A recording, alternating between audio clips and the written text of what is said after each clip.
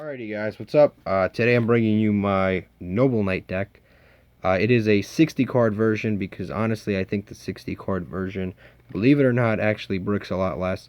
This deck has some of the most hard ones per turns I've ever seen in a single deck. It seems like every single line of text is a hard once per turn, and you almost never want to draw two cards that are once per turn. But here we go. We play number one. This is like our brick. Noble Knight Artorius. He's got a poem down there, decent stats, but he is a normal Noble Knight monster. Then we play 3 copies of Gawain. Just going forward, if I mispronounce anything, there's nothing I can do. I'm going to mispronounce stuff. Basically, this card, if you control a light normal monster, which a lot of Noble Knights are on the field, but Artorius is of course a Noble Knight normal monster period. You can special summon this in defense mode, helps you get into Assault plays, really useful. We've got another monster that can be normal, Noble Knight Yvain. If this has an equip, a Noble Arms equip spell, you can summon a token that is a light monster, but all tokens, if you know your Yu-Gi-Oh rulings, are normal monsters, so you can special summon with Noble Knight Gawain. You can special summon Noble Knight Gawain because all tokens are normal monsters. And then also has a secondary effect which is less useful. Basically, while this card is equipped to a Noble Arms card, all your monsters gain 500 attack. But of course, with the first effect there, when you summon a token, you're locked into only Noble Knights. A lot of cards in this deck do that. This is basically a very pure Noble Knight build. You don't have to worry about me repeating that because we will more or less only go into Noble Knights. This card is with a equip card, a 1 card is sold.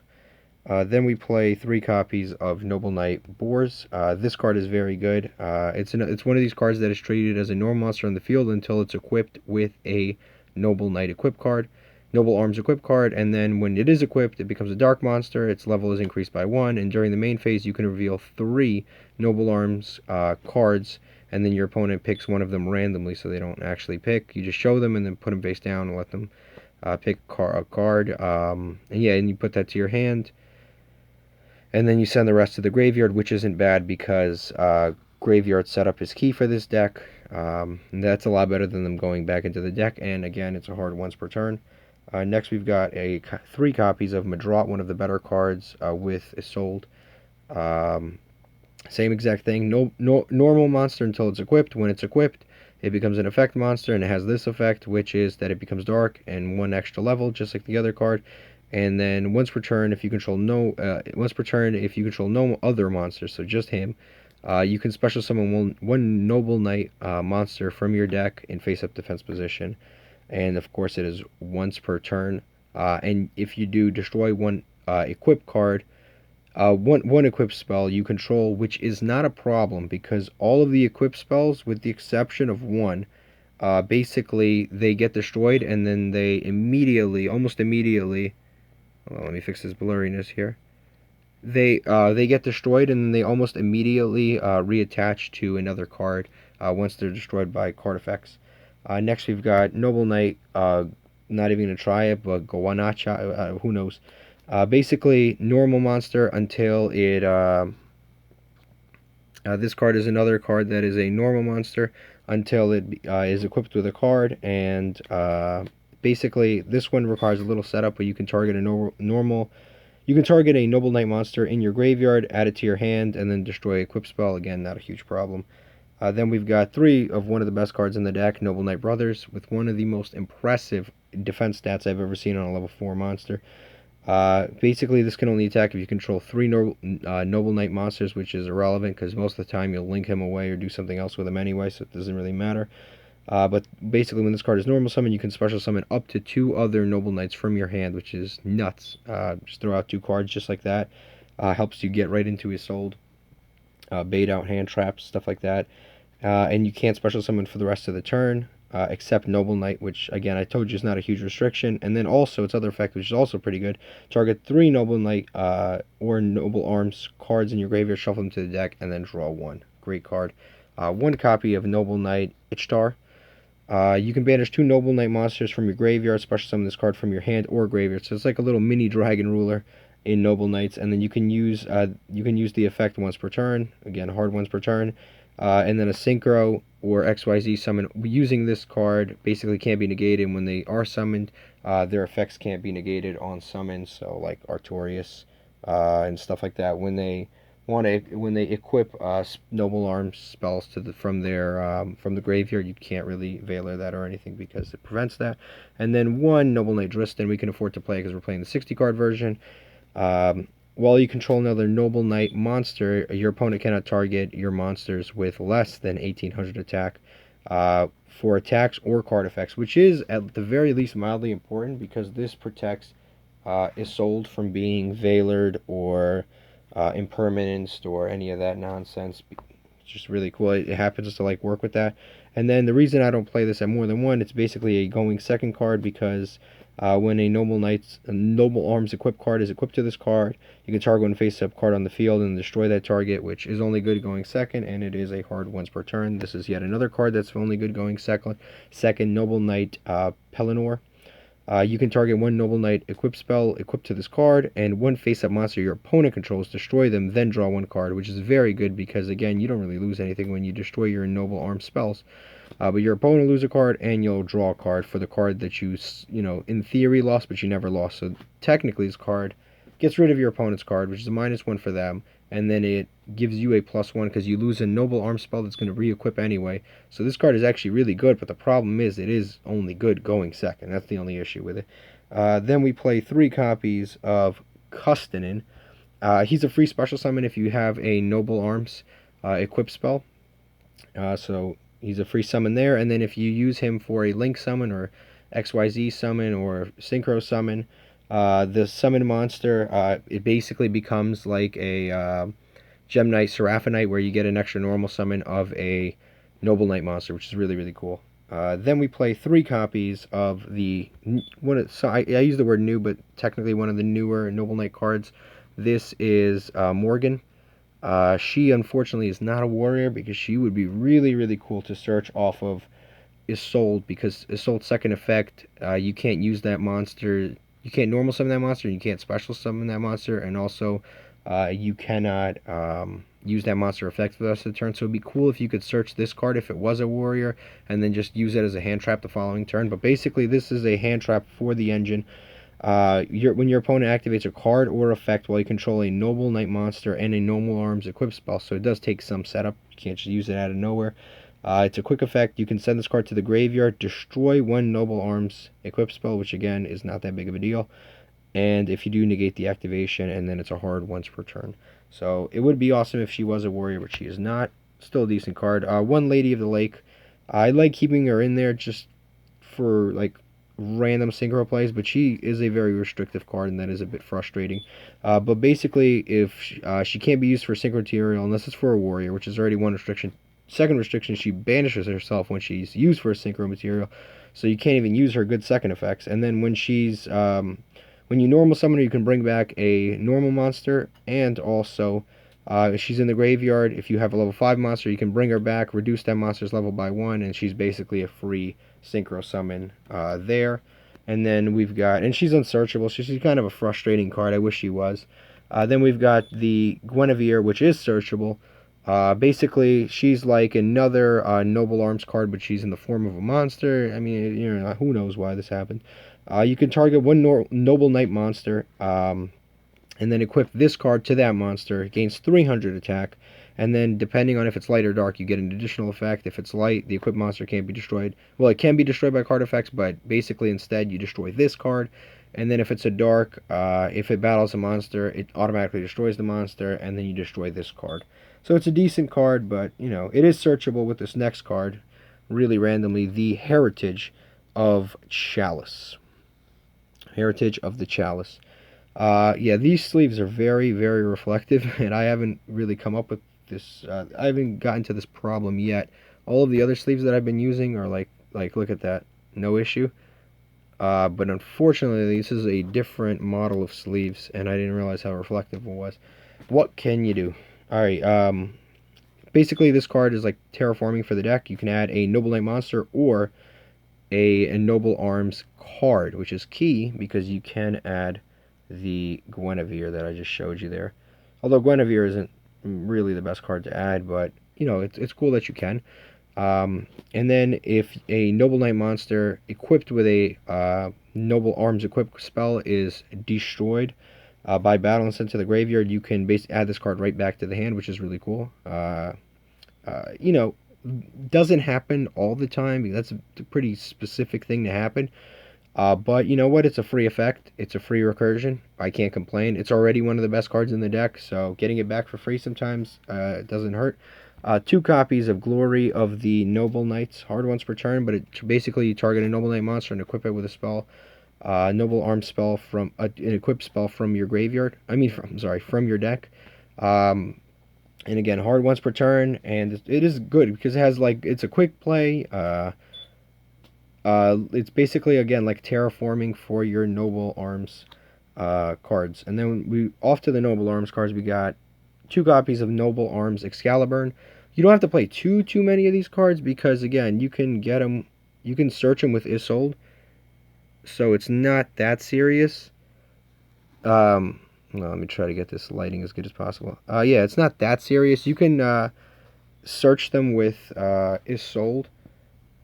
You can send them to the graveyard with Isolde, and you can search them with various cards, and usually you'll have some in your opening hand, so it's not that serious. But this card you basically want to throw in the graveyard as fast as possible. When it's equipped, it gives your monster immunity from being targeted, which is very good.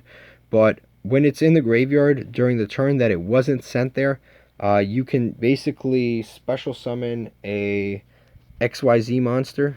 And then it counts as a. It basically counts as a.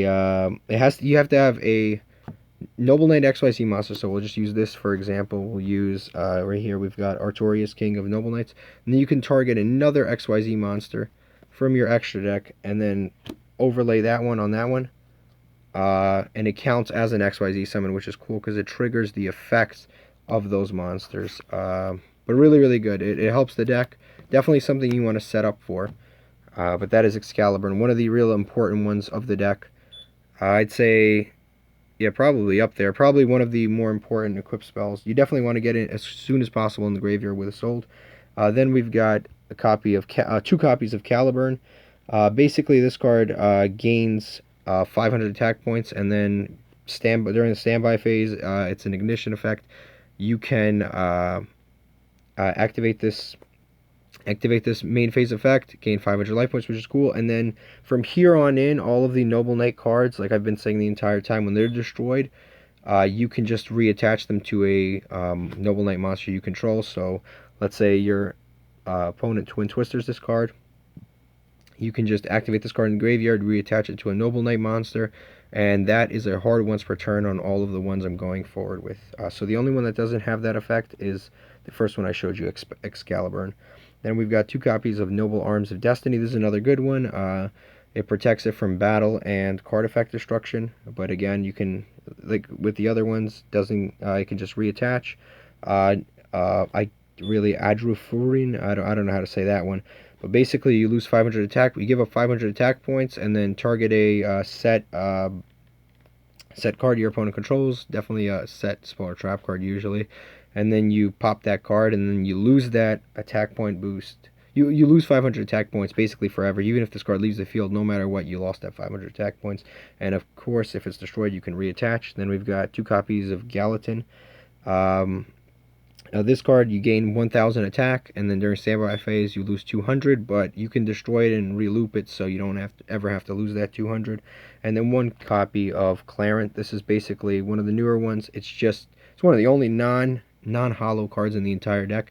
This one is basically just for going for game. It lets you pay 500 life points and have your monster attack directly, and sometimes this monster is pretty darn big. It'll have like 3,500, sometimes as much as 4,000 attack, so it can do some serious damage if you have the right setup, and it can attack directly. And then of course, if it's destroyed, it gets re-equipped, which is really cool. I'm going to go ahead and move this because I think the stack is getting a little too close to the camera. Next, we have all of the combo starters. We have 3 copies of Unexpected Die. I play 3 Unexpected Die and 1 Artorius, which doesn't make sense, but it's basically, I treat it like a Garnet in this deck. You don't want to draw into Artorius, you want to draw an unexpected die, and if you draw Artorius and unexpected die, which is very, very unlikely since we're only playing one in an entire 60 card deck, you're kind of lucked out there. But it's a really good combo starter. The only problem is you have to control no monsters when you activate this card. So drawing more than one of this is kind of like a dead card. It might as well be a once per turn. Then we've got 3 instant fusion. Again, this is just we want to put a warrior on board as quick as possible so that we can special summon out the assault and get our engine going. 1 Sky Striker Mecha Hornet drones. Again, quickly. It summons basically a free warrior and helps us get to the rest of our engine. Foolish Burial, just to put certain cards in the graveyard. Lady of the Lake, whatever you need. Monster Reborn, which is sometimes useful, good one of. Reinforcements of the Army searches virtually the entire deck, which is really cool. 3 copies of Phantom Knight Shade Brigandine, same thing. Basically, just gives you a free monster on summon, a free warrior monster, and then you can easily make Isolde, and then our only other trap card, which is Until Noble Arms Are Needed Once Again, the world's longest title. Basically, you excavate cards from the top of your deck, equal to the Noble Knight cards, and then you pick one, add it to your hand, which is really, really good. And then you put the rest back on the top of your deck and you choose the order. But you get to add any card. It doesn't have to be a Noble Knight card or Noble Arms, nothing. You get to just choose one, put it, add it to your hand. And then during the turn that this card was not sent to the graveyard, so basically you activate this card during your opponent's turn as a trap in the graveyard, it'll activate it the following turn. You banish this card and special summon from the deck 1 Noble Knight monster with a different name from the ones you have on the field and graveyard, which is a pretty good effect. It basically summons everything, any card in the deck. Definitely worth considering. Definitely worth considering at 3. Very good card. Helps you play the long-term game. Now we move on to the extra deck. We play 2 copies of Artorius, King of the Noble Knights. This is the level 4, the smaller level. This is the smaller of the kings. Basically, when this card is XYZ summoned, you target 3 Noble Arms, equip spells in the graveyard different names, and equip those targets to this card. Then once per turn, you can detach 1 material and destroy as many spawn trap cards. Well, the number of spawn trap cards that were to the Noble Knight equip cards that you have equipped to this monster. I like this one in certain ways better than the rank 5, but here's the rank 5. The Sacred Noble Knight of King Artorius. Basically, this card, when it's XYZ summoned, same thing. Target 3 Noble Arms equip spells, add them, and then attach them to this card, or not attach, equip them to this card. And then once per turn, you can detach 1 material, target 1 monster, destroy that target. And if this card is sent from the field to the graveyard, you can special summon 1 level 4 or higher Noble Knight monster from your graveyard, which is decent recursion, and it's only sent to the graveyard, so anyway it's sent to the graveyard, it doesn't have to be destroyed. Then this is the newest of them, the XYZ Sacred Noble Knight of King Custonin.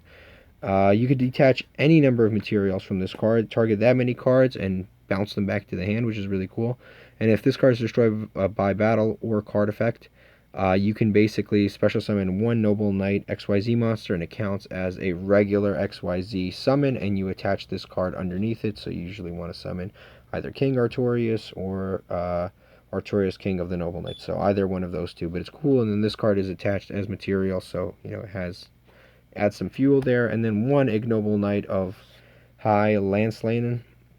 This card, I wish it was easier to summon this card, because I actually think this card is pretty darn good. It's pretty decent. But basically, when this card is synchro summoned, you can automatically equip a Noble Arms equip spell from your deck. So automatically on summon, you get a card out of your deck, which is awesome.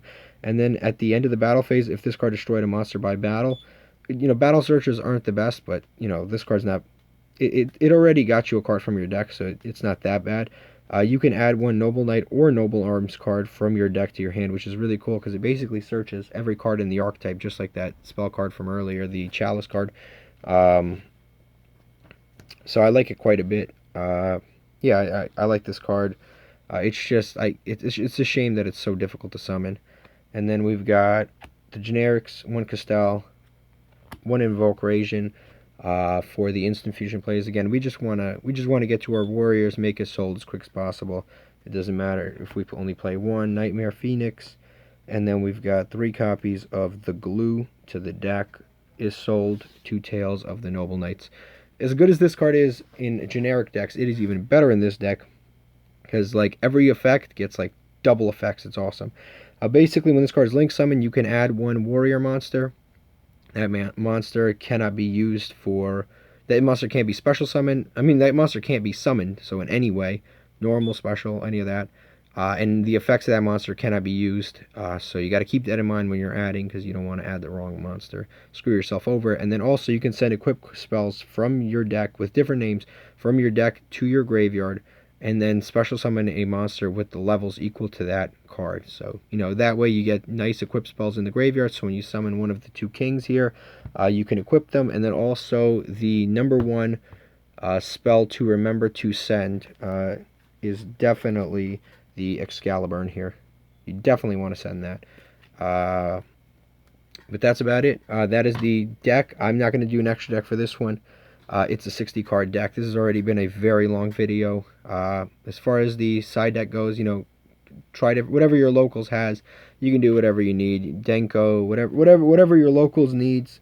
I'm sure you guys can figure it out. But that's it. Thank you for watching. I hope you enjoyed this 60 card build of this deck, and subscribe.